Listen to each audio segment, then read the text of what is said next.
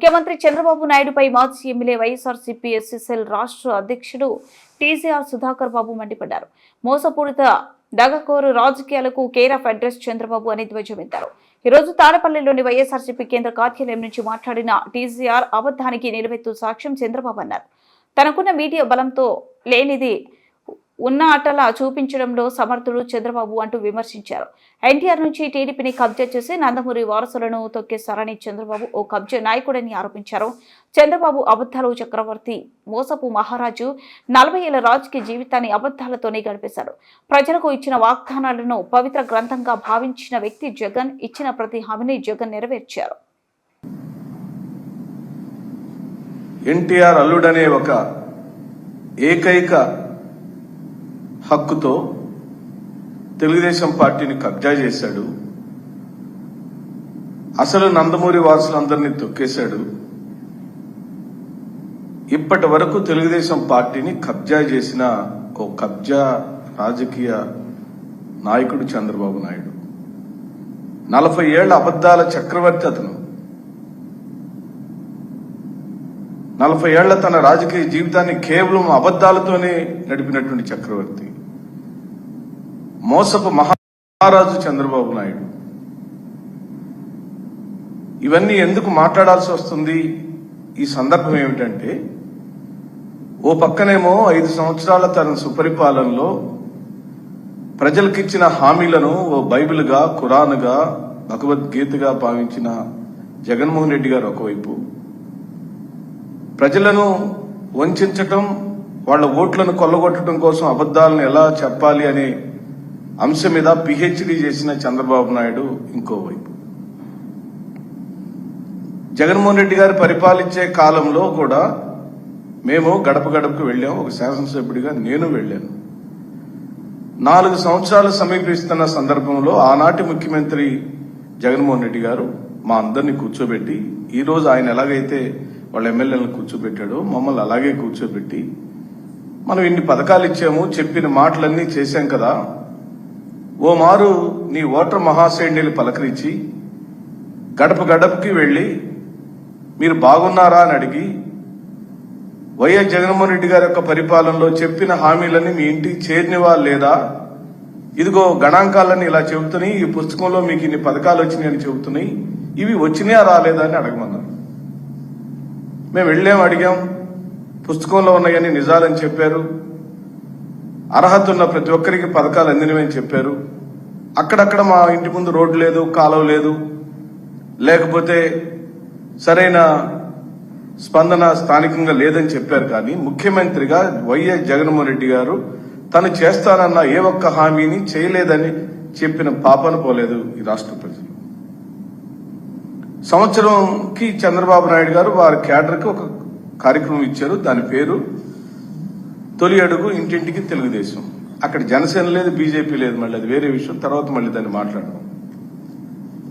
ఈ తొలి అడుగు ఏం చెప్పుకొని వెళ్ళాలి ఇప్పుడు మీరు ప్రజల్లోకి?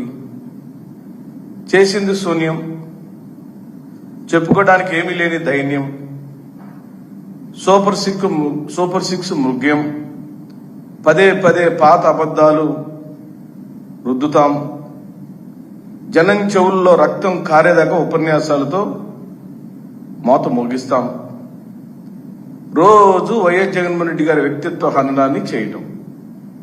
ఇంతకు మించి తెలుగుదేశం పార్టీ నాయకుడు, జనసేన పార్టీకి సంబంధించిన నాయకుడు లేదా తెలుగుదేశం పార్టీ శాసనసభ్యులు, మంత్రులు ఏమైనా సాధించారా?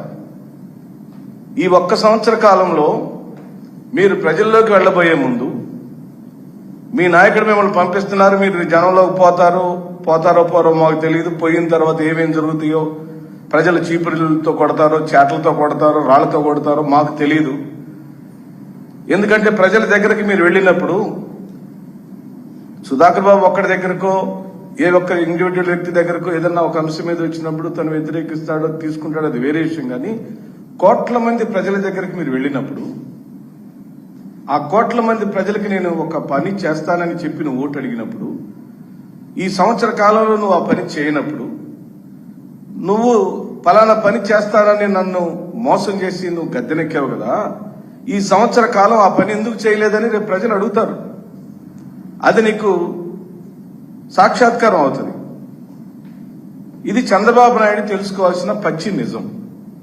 నీ మురికి రాజకీయాలకు స్వస్తి చెప్పమని అడుగుతుంది వైఎస్ఆర్ కాంగ్రెస్ పార్టీ. నీ కేడర్కు నువ్వు సమాయత్తం చేసుకునేటప్పుడు ఇదిగో మనం ఈ సంవత్సర కాలంలో ప్రజలకు ఇచ్చిన సూపర్ 6 మొత్తం హామీలను అమలు పరిచాం, ఇన్ని కోట్ల మందికి ఇన్ని డబ్బులు ఇచ్చాం, ఇన్ని కుటుంబాలను ఆదుకున్నాం, రైతులకు ఇలా చేశాం, మహిళలకు ఇలా చేశాం, యువతకి ఇలా చేశామని నువ్వు సాధారణంగా సంఖ్యలు చెప్పాలి. కానీ నువ్వు చెప్పింది ఏంటి చంద్రబాబు నాయుడు గారు ఈ రోజున ఈ సమావేశంలో? సిగ్గు లేదా మీకు? మీరు మనుషులు కాదా? 24 గంటలు జగన్మోహన్ రెడ్డి యొక్క వ్యక్తిత్వ హననాన్ని పాల్పట్టడం తప్పించి మీకు వేరే పని లేదా? చేతగాని చవట రాజకీయాలు చేసిన మీరు, ప్రజలు వంచిన మీరు ఇంకా పాత కేసులను, పాత వ్యవహారాలను వల్లివేస్తూ ప్రజలను ఏమార్చే కార్యక్రమం చేస్తున్నారు. వివేకానంద రెడ్డి యొక్క మర్డర్ ఎవరి హయాంలో జరిగిందండి? 2018 డిసెంబరు లేదా 2019 జనవరిలో ముఖ్యమంత్రిగా ఈ రాష్ట్రానికి ఎవరున్నారండి? నువ్వు కాదా ముఖ్యమంత్రిగా ఉంది? ఆ రోజు నువ్వు పెట్టిన ఎఫ్ఐఆర్ కేసులో ఏమని పెట్టారండి? ఎవరెవరిని ముద్దాయిలుగా పెట్టారండి? తీయండి మీరు చిట్టా. సంవత్సరం అవుతుంది కదా వివేకానంద రెడ్డి కేసులో. సునీతకి న్యాయం ఈ రోజు వరకు మీరెందుకు చేయలేదండి? ఒక్క ప్రశ్న కూడా మీ దగ్గర సమాధానం లేదు. కోడికత్తి కేసు అని అవహేళన చేస్తారు.